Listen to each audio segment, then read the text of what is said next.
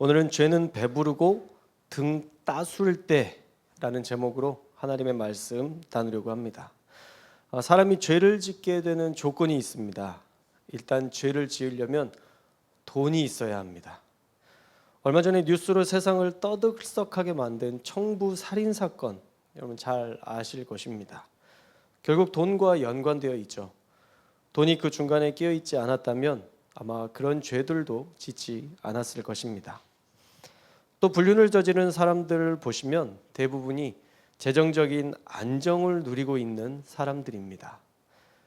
남은 돈을 또 다른 가정을 꾸리는데 사용하죠. 참 가정적인 사람들이 세상에 많습니다. 하나도 꾸리기 벅찬데 가정을 둘이나 꾸리는 그런 사람들을 보면 정말 놀라운 것 같아요.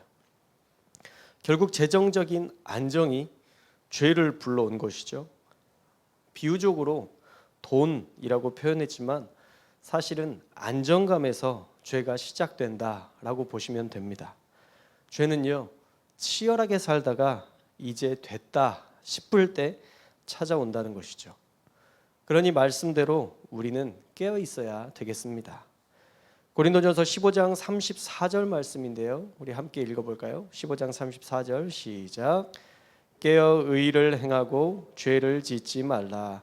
하나님을 알지 못하는 자가 있기로.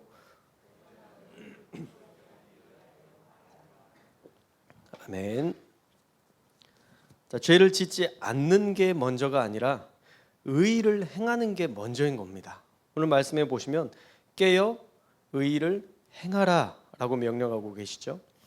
먼저 하나님과 동행하며 의롭게 살지 않으면 그런 사람은 결국 그런 삶은 결국 죄로 이어진다라는 것이죠. 그래서 죄를 짓지 않는 더 적극적인 방법은요, 죄와 싸우는 게 아니라 사실은 깨어서 의를 먼저 행하는 것입니다. 적극적으로 예배를 드리고 적극적으로 하나님의 말씀을 가까이 할 때 우리가 죄를 짓지 않게 된다라는 것이죠. 그리고 다윗도 나태해지면 치명적인 죄를 지을 수 있게 된다는 것을 우리는 기억해야 됩니다. 우리는 다윗만큼 믿음이 좋을 수 없거든요.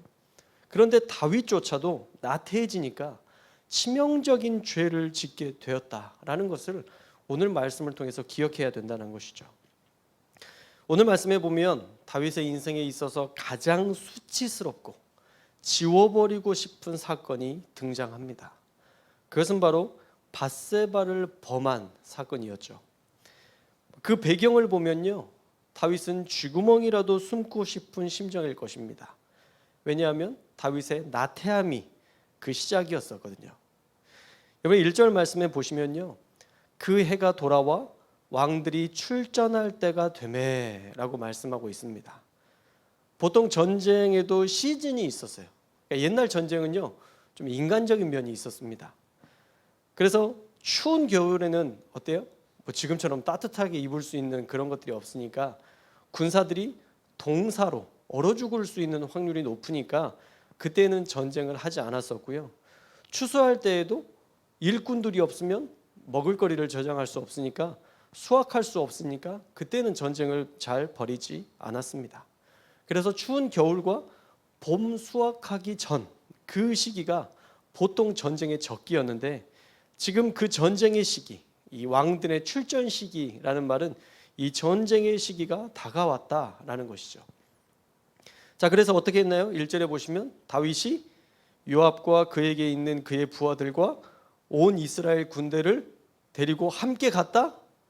아니면 그냥 그들을 보냈다. 그들을 보냈다는 거예요. 평소 때 다윗 같지 않아요. 그렇죠? 평소 때는 항상 앞장서서 싸우고 뭔가를 할 때에서 먼저 나섰는데 이때는 왜인지 모르지만 전쟁이 시작되었음에도 불구하고 요압을 보내고 그 군사들을 보낸 다음에 자신은 그냥 이스라엘에 남아 있었던 것입니다. 그래도 하나님은 승리하게 하셨죠. 1절 말씀 계속 보시면 전쟁에서 암몬 잔손을 멸하게 하셨고요. 수도였던 라빠까지 에워싸는 이제 승리를 목전에 앞둔 상황이었습니다. 다윗이 나가지 않았는데도 지금 승리가 코앞에 있는 그런 상황인 거예요. 다윗은 하나님께서 승리케 하신 도움 속에서 오늘도 그 승리를 맛보고 있는 그 놀라운 은혜를 누리고 있는 것이죠. 그런데 문제는 뭐예요? 다윗이 나태해졌다는 거예요. 다윗의 상태를 증언하는 마지막 구절 때문에 우리는 알 수 있습니다. 다윗은 예루살렘에 그대로 있더라. 보통 전쟁이 나면 맨 앞에 서서 전투를 지휘하던 다윗은 온데간데 없고 그냥 예루살렘에 남아서 군인들만, 요압만 보내고 말았다는 것입니다. 그렇게 보내놓고 다윗이 기도하면서 성전에 있었다면 좋았겠지만 그러지도 않았다는 거예요. 다윗이 기도하면서 그 전쟁의 승리를 맛보면 좋았을 텐데 인간은요, 놀랍게도 기도하지 않아도 승리 주실 하나님을 신뢰하고 어느 순간 기대하게 됩니다. 그리고 누가 주지도 않은 분명한 믿음을 가지고 절대 기도하지 않습니다. 하나님은 나 사랑하셔. 하나님은 나 지켜주셔서 승리 주실 거야. 마음속의 마인드 컨트롤이지 하나님 앞에 기도하는 시간은 아니었다는 것이죠. 그러면 꼭 치명적인 문제가 생기게 됩니다. 우리 2절 말씀 함께 읽겠습니다. 2절 말씀 시작.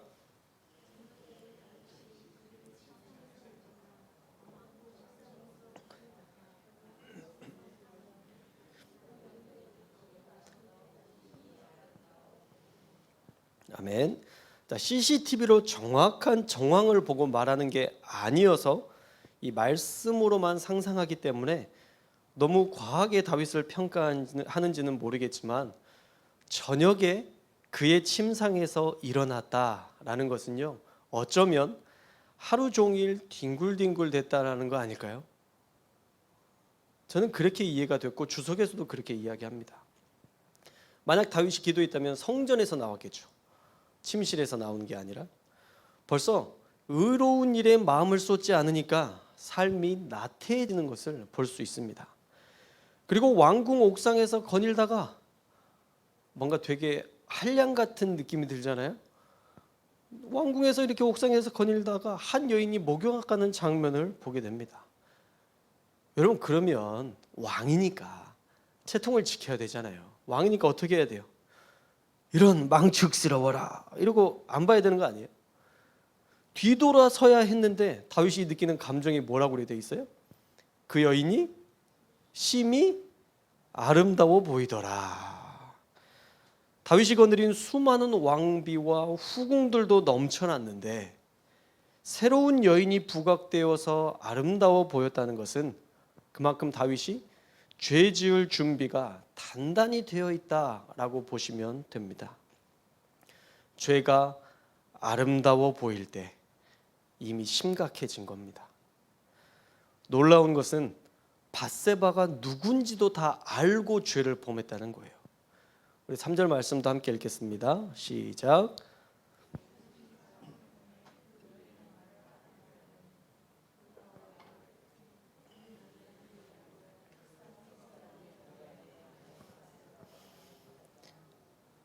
자, 이 본문을 여러분 정말 부끄러워서 이거 못 보겠네 하는 마음으로 보셔야 돼요.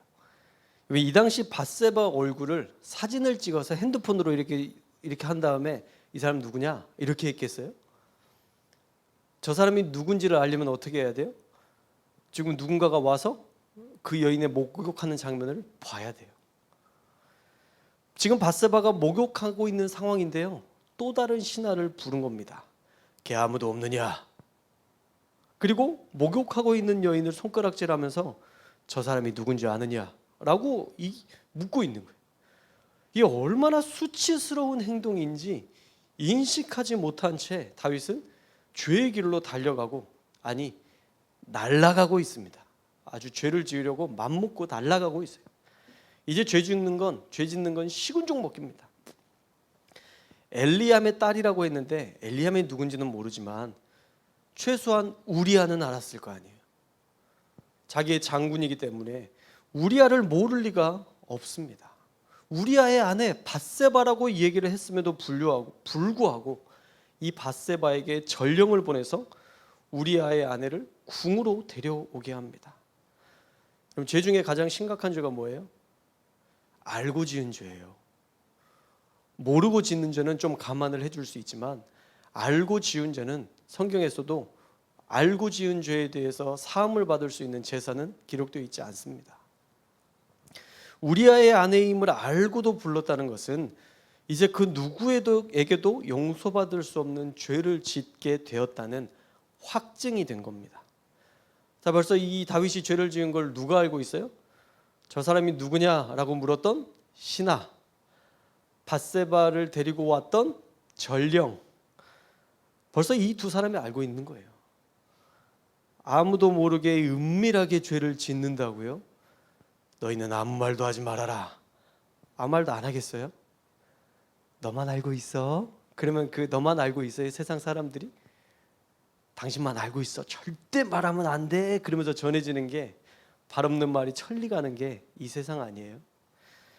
아무도 모르게 은밀하게 지을 수 있는 죄는 없습니다. 여러분, 죄의 특징 하나 알려드릴까요? 죄의 특징은 뭐냐면 발각이 된다는 거예요. 이게 죄의 특징이에요. 여러분, 죄 지으면요 발각돼요. 아무리 잘 숨기려고 해도 죄는 마지막에 탁 의미 없는 데에서 발각됩니다. 죄는 반드시 드러나게 되어 있습니다. 완전 범죄는 없어요. 더욱이 하나님 앞에서 우리가 완전 범죄를 꿈꾼다? 그런 일은 없습니다. 하나님을 속일 만한 재주를 우리는 가지고 있지 않아요. 사람에게도 발각되는 마당에 무슨 하나님을 속인다고요? 어린 밤 푸너치 없는 소리입니다. 결국 죄는요 드러납니다. 절대 속일 수 없고 하나님께서도 그 죄에 대해서 묵인하시지 않습니다. 완전 범죄를 꿈꾸던 다윗은 결국 몇 날이 못 되어 밧세바의 임신으로 자신의 범죄가 세상에 폭로되게 됩니다. 우리아가 없는 사이에 잉태된 아이에 대하여 우리아에게 설명할 길이 없으니 밧세바가 다윗에게 이 사실을 알리며 도움을 요청했던 것이죠. 모두가 쉬쉬했지만 결국 죄는 사망을 잉태하고 말았습니다. 이때부터 다윗의 승승장구했던 삶에서 내리막길이 시작됩니다. 승승장구는 과거의 추억으로 전락되기 시작했고 인생의 내리막은 무섭게 다윗을 내리치기 시작합니다. 그리고 오늘 말씀에서 우리가 깊이 생각해야 될 문제가 하나 있는데요. 밧세바가 저녁에 왕이 보이는 앞에서 목욕을 한 것은 다윗을 유혹하기 위한 것이었다라고 어떤 주석가들은 다윗을 두둔하기 위해서 밧세바를 호도하며 말하는데, 그런 남자들 중심의 생각을 어떻게 신학자들이 이야기하는지 부끄러웠습니다. 여러분, 그 부끄러운 일입니다. 물론 밧세바도 사람들이 보는 곳에서, 볼 수 있는 곳에서 목욕을 했다는 것은 잘했다고 할 수는 없어요. 그런데 그 잘못의 90%는요 다윗의 책임입니다.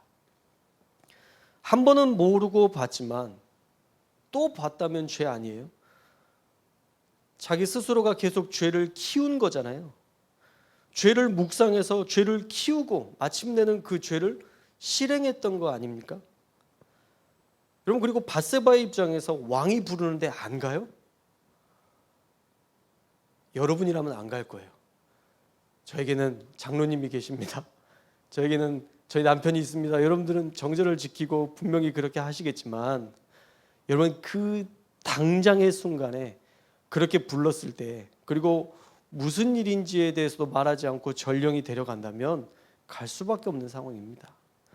만약 거부하면 전쟁터에 있는 남편 우리아가 죽을 수도 있으니 차라리 자신이 희생해서라도 우리아를 살리려고 아내 된 도리로서 그랬을 수도 있습니다.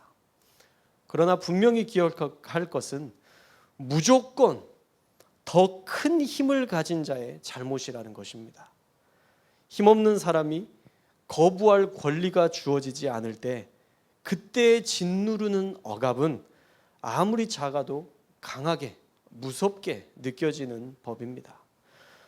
그러므로 여러분이 누구든지 여러분들이 힘이 있을 때 마음대로 하려는 생각이 발동된다면 그게 죄로 이어질 가능성이 있음을 알고 반드시 하나님께 기도하고 결정하는 저와 여러분들 되시기를 주님의 이름으로 축원합니다.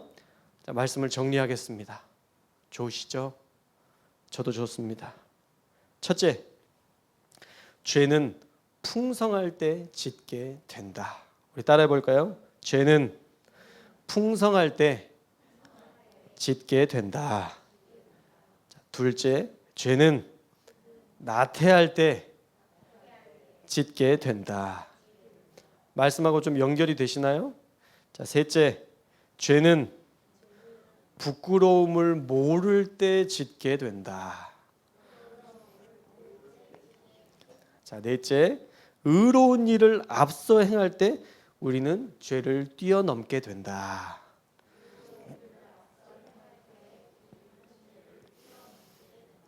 어떻게 이렇게 다 한 번에 이렇게 다 기억하세요?